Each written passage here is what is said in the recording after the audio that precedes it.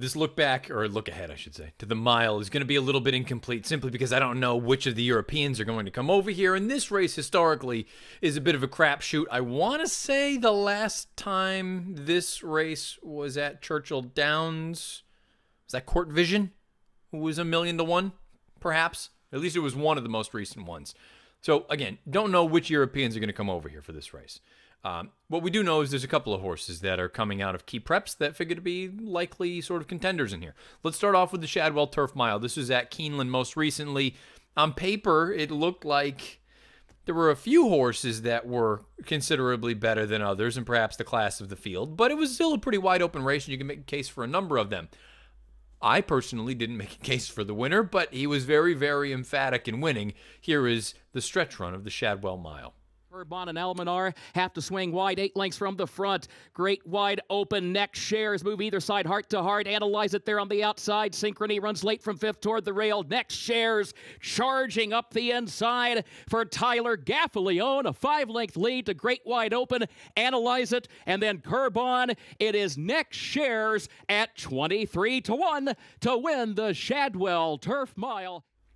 So look, if next shares comes with that kind of effort, yeah, he's a giant player. Now, the interesting thing is he had come in from the West Coast. He had done some good things, obviously winning that race at Kentucky Downs, and we've heard in the past that Kentucky Downs form translates relatively well to Keeneland.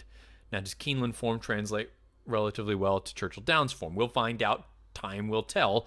The good news, if you like this horse and you like that, and again, you're getting a horse coming into it in good form, at the very least, you're going to get a good price. Because Next Shares is not going to be a horse that, is vying for favoritism in this year's mile, no matter what. This is going to be a very, very interesting spot for a horse like this, and he's going to have the opportunity to prove. And again, the beautiful thing is, in the Breeders' Cup, and this is sort of the common denominator and the common theme for all these races, you can get good, talented horses in good form that, maybe the reputation is not there for them, and therefore you will get good prices. And the fields are so deep that it can't help but just help your price. This race could be one of those instances if you like a horse like Next Shares. Also running in that race was Corbon, Voodoo Song, Analyze It, Almanar. I have doubts about Voodoo Song going in a race like that. I don't know what the story is with Corbon. Corbon, I think, won a weak edition of a race up at Saratoga. I believe that was the Bernard Baruch. He is not a horse that I would have much interest in, coming in out of that. Analyze It. I just don't think he's quite as good as maybe. I just don't think he's improved. I think he continues to run very comparable races, and there was really nothing to me anyway that suggested he was going to run well in a race like the Shadwell Mile. Maybe the shorter distance helps his cause, but I don't think he's improving at all. Almanar, which it sounds like both of those horses, Analyze It and Almanar, are pointing toward the mile for Chad. Almanar would be the one I'd be most interested in. I think there is some ability there, and again, he is still relatively lightly raced in the grand scheme of things, and there's a real scenario, I think, where he works out a little bit of a better situation. Keeneland can be a bit of a horse-for-course angle. I think he gets the Churchill Downs. He might slip through the cracks at what should be a decent price, and again, it's Chad Brown. You can never throw out any of his horses in turf races. We go north of the border to Woodbine. The Woodbine Mile, the difficult thing about a race like this, you got an impressive performance, but you got the impressive performance with everything going the winner's way. Let's take a look at the stretch run of Oscar Performance's victory in the Woodbine Mile. Performance heads for home, joined by Mr. Haverkamp on the outside. Right behind them, Delta Prince, Stormy Antarctic, Oscar Performance and Mr. Haverkamp. Divisadero and Stormy Antarctic running on, Delta Prince behind. Oscar Performance in front, Oscar Performance and Mr. Haverkamp neck and neck, and down in third Stormy Antarctic, but it's Oscar Performance shrugs them off. A gate to wire winner. Oscar Performance by a length and a half, Mr. Haverkamp, Stormy Antarctic and Delta Prince. There was no pace signed on whatsoever. There was a scratch earlier in the day of a filly that was likely to go out there and contest the pace. She was gone. It allowed Oscar Performance to just get out there and dictate things on his own. Now, here's where you need to make a decision. There's a real case to be made that Oscar Performance is the best horse in the race in this year's mile. An effort like the one that he put forth in the poker would make him a giant player. A race like the Woodbine Mile. Now, the problem with the Woodbine Mile is it's very unlikely that he's going to have everything just fall into his lap the way that it did that day. The good news He has shown that he can sit just off of a target and be just as effective as if he's out right on it. And there's a scenario where he's going to have a horse like Heart to Heart, who is his uncoupled stablemate, out there dictating things on the front end. If he parks just off of him, he can go after him early and make that first run. Oscar Performance, I don't have any knocks about him other than perhaps price. I do wonder. And also, it's hard to ignore what happened in the Arlington Million, because he stopped. He just came to a stop. So who knows if that was just a one-off sort of random thing, or maybe there's something else that you want to throw in the back of your mind, especially, again, let price be your guide. But you have to view him as a legitimate contender. I don't believe Delta Prince is going on. Divisadero, how long? You can go back to way back for months now. I've been saying I'm hopeful Divisadero can get to the Breeders' Cup Mile because Churchill Downs is his track. He should get a little bit of pace to run at. And as long as he just continues to stay in that good form, but I don't want him to pop too early. I don't want him to get, end up taking down one of these big races and then perhaps compromise his price.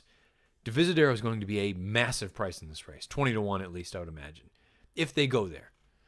He scratched at the gate leading into the Shadwell Turf Mile. To be honest with you, it didn't bother me whatsoever. It doesn't bother me at all. He ran in that Woodbine Mile. I think with more pace, he would have threatened in there. He loomed up, and he just couldn't go on when those other front runners, they kicked away because they still had something left in the tank. If he is running in this race, I'm very, very interested in him. Don't know. He's certainly not the most likely winner, but boy, I think you've got to think about him long and hard. Out on the West Coast, excuse me, jeez, here it goes again. You just keep talking, start losing the voice, Out on the West Coast, the Del Mar Mile is actually going to be arguably the biggest and most important prep, and that was all the way back in the summer because you had a couple different horses in there. You had a horse like Sharp Samurai, who has come back and he has done some good things. You had a horse like Hunt, who won a grade 1 earlier this year at a mile, but you also had a horse in Catapult who had always hinted at ability for Chad Brown. He goes over to the West Coast for John Sadler. Sadler has taken his game to the next level. Here's the stretch run of the Del Mar Mile. Find some way, then comes on. Big scorers on the outside, coming for home, and Fly to Mars gets the lead. Fly to Mars goes on for home now, and it's Fly to Mars, a late run from Catapult. Catapult coming like an express train. Catapult absolutely flying, and Catapult up to give Drayden Van Dyke his 5th Catapult win. Now, the problem with Catapult is coming in again, and really this is, you can echo all the same things that we've talked about with Accelerate. Coming in for John Sadler, whose Breeders' Cup record is subpar to say the least. Outside of Southern California, not particularly good. Facing a very, very solid group of milers, and again, this is not including the Europeans who may be coming over. On the flip side, I'm looking at this saying, this horse has a hellacious kick. He finishes like a freight train, and if you give him a little bit of pace, I think he's going to come running. He was competitive on the East Coast in the past. There's no reason to think that he won't be competitive in a race like this coming up in about a week and a half. I think Catapult's interesting. It'll be very, very interesting to see what kind of price you end up getting on a horse like this. I have a feeling a lot of people will discredit and discount him. I think Catapult, of all those horses, including Hunt, including Sharp Samurai, anybody else that comes out of that race that run in the mile, to me, Catapult is very, very intriguing at what should be a very square price. The mile, to me, is a bit of a scramble, and again, we'll see which Europeans come over here, but I could see myself very easily going for a 20 or 30-1 shot, and realistically looking at them saying, you know what, they have as good a chance as some of these horses that are half or a third of the price that they're going to offer on Breeders' Cup Saturday. The mile, it's always a bit of a scramble. This year, no different.